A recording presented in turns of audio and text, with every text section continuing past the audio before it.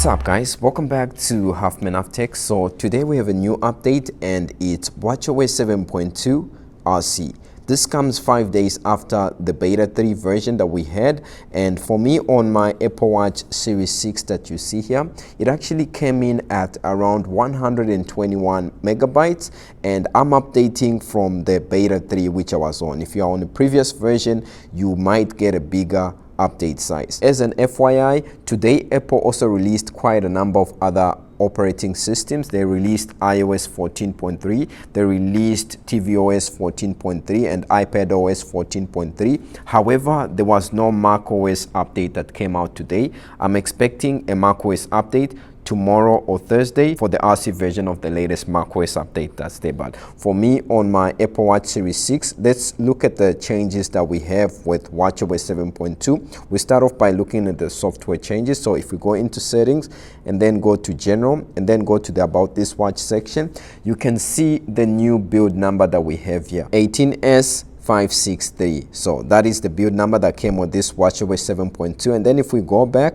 just to see how much usage this system is taking up, so you can see it just takes a moment to load, and as you can see, the used space that I have is 6.2 gig, and before that it was 6.5, so it went up by a few megabytes, but nothing much or nothing to be afraid of. And if we just go back, let's now look at the new features and changes that came with this watchOS update. The first one that I have to mention has to do with Apple Fitness Plus. This watchOS 7.2 now supports Apple Fitness Plus, and the way you are actually going to be able to use those Apple Fitness Plus will be through this workout app. So when Apple introduced the Apple Watch Series 6, this is the series that I have here. When they introduced this and also the Apple Watch SE, they talked about Apple Fitness Plus, and Apple actually said the service will be available before the end of the year.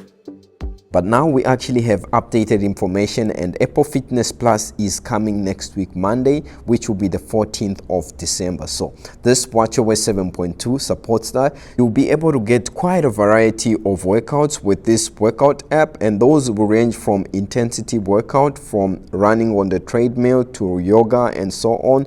And you are actually going to be able to watch studio workout videos, and your watch is going to be able to measure your heart rate and also give you data information that will be helpful to those workouts. And the videos that you are actually going to be able to play, you are supposed to have an iPhone that is on iOS 14.3, which is also supported on Apple Fitness Plus, and also a tvOS, Apple TV, which has tvOS 14.3. So it's unfortunate that Apple Fitness Plus isn't available worldwide. It's available in the US, it's also available in Canada, it's available in Australia, Ireland, New Zealand, and the UK. So this is how Apple Fitness Plus is going to work with watchOS 7.2 and all these supported Apple devices. Now, also something that's supported with this update has to do with the AirPods Max support. So you know how you can play music if you have an, let's say for example, like me, I use Spotify to play my music. So if I go into Spotify and actually press play here, you can hear my iPhone that's connected to this device. So when you have the AirPods Max, instead of just playing from your iPhone or from your car, you can actually select the AirPods Max because they are actually now supported on watchOS 7.2. That is good, and it's something that has been added with this update. Also with this watchOS 7.2, you are actually able to measure your cardio fitness levels using your devices. So what you do if you want to do that, you go into your health app on the iPhone, and there are two sections where you can actually review your cardio fitness levels, and this is one of them. You can either add it to your favorites so that when you come to this section, you will see your cardio fitness levels. So what you want to do, if you go to your favorites, just click on edit and then look for the cardio fitness levels, and when you see the star beside it, click on it and you will see it here on your favorites on top of the list.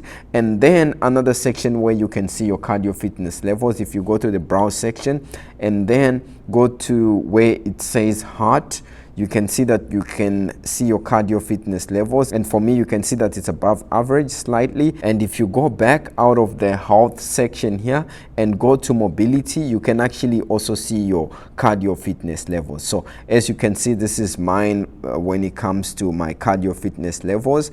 And it will actually tell you what this is, and it's above average.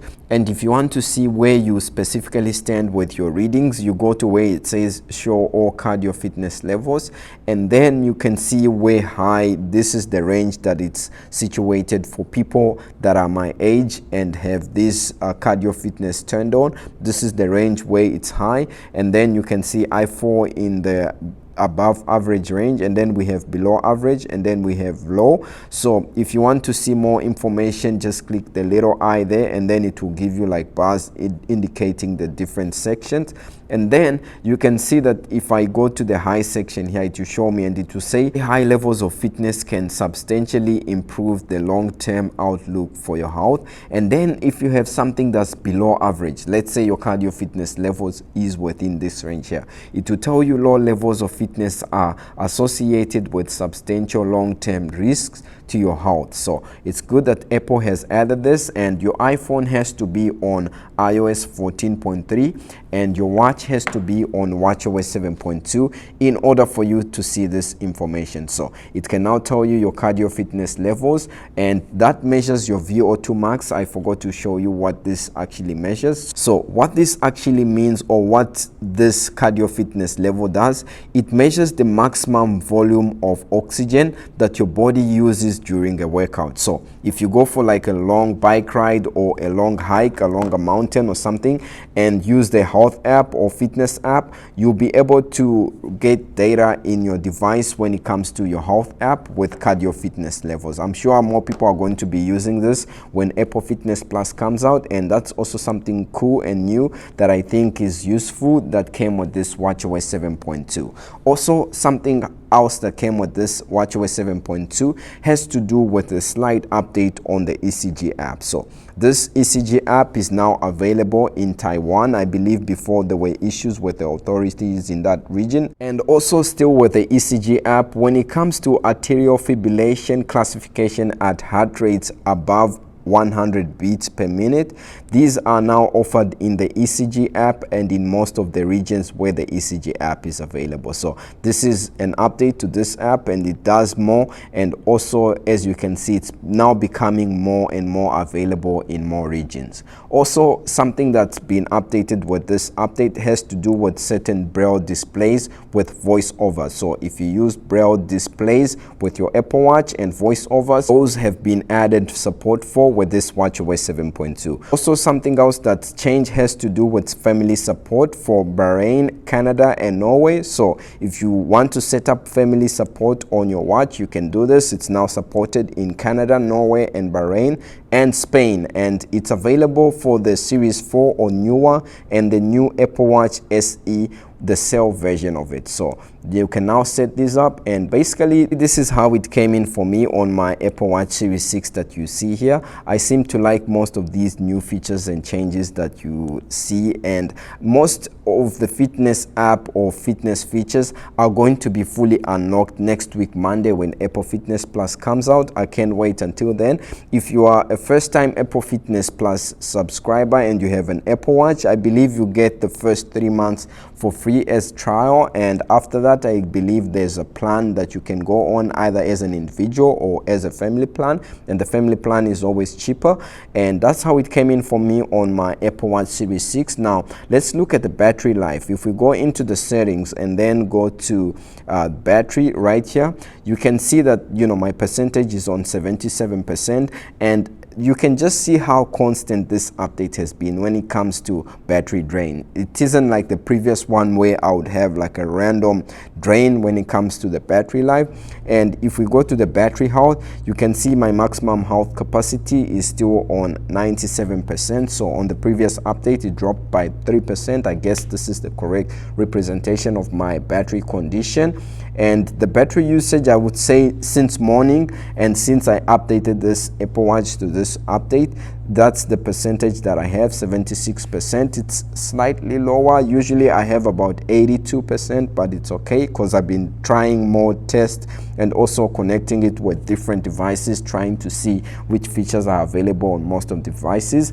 And also when it comes to performance, I'm quite happy with the performance that I'm getting on this update. I mean, applications are opening as they're supposed to. Let's open Pong and just see if it's working as it's supposed to. So yeah, Pong is actually working as it's supposed to, and I'm not experiencing like random battery drops or anything like that. So far I'm liking this update, and I can't wait for Apple Fitness Plus to come out. That's about it for me when it comes to a brief update on watchOS 7.2, everything that's changed and what Apple has told us. I'll keep digging, and if I find any new features and changes besides these, I'll let you know. And if you like this video, leave a like down below, and if you haven't subscribed, a sub would be great. Thanks very much for watching. Stay safe, and I'll see you in the next video very soon. Peace.